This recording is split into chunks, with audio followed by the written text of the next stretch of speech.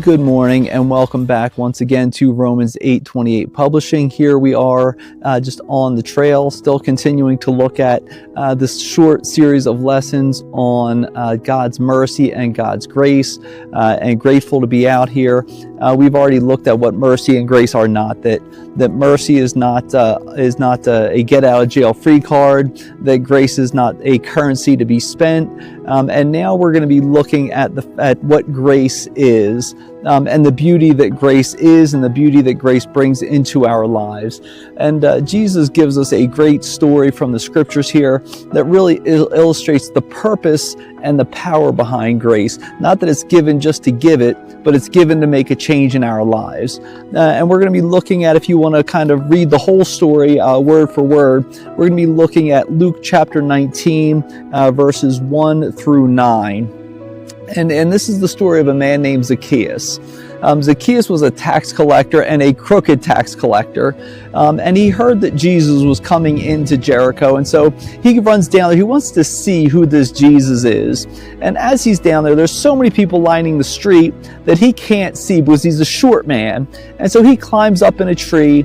And as Jesus is passing by, as Jesus is walking by, he looks up in the tree and he sees Zacchaeus there.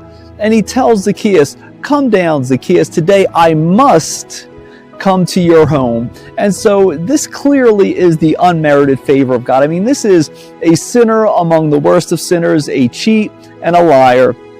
And Jesus is saying, I must come and eat at your home today.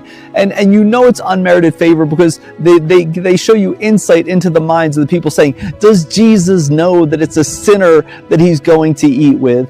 And this is the beautiful part of the story, though, because as Jesus is there eating with Zacchaeus, Zacchaeus has a realization because Zacchaeus has now been shown respect.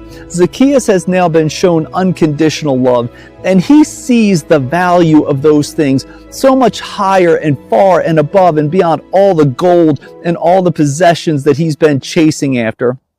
And he says at that moment to Jesus, he says that anyone that I'm going to give back away half of what I have to the poor, to the needy. And if there's anybody out there that I've cheated, I'm going to give them back 4 times what it is that I took from them. And this is the power and the purpose of the grace that comes through our salvation in Jesus, that it has the power to change our lives. Because you see what Zacchaeus did when he had the realization, when he was shown the love, when he was shown the respect, he didn't go out and try and broker this experience and try and gain respect. Look at the important man I have in my house.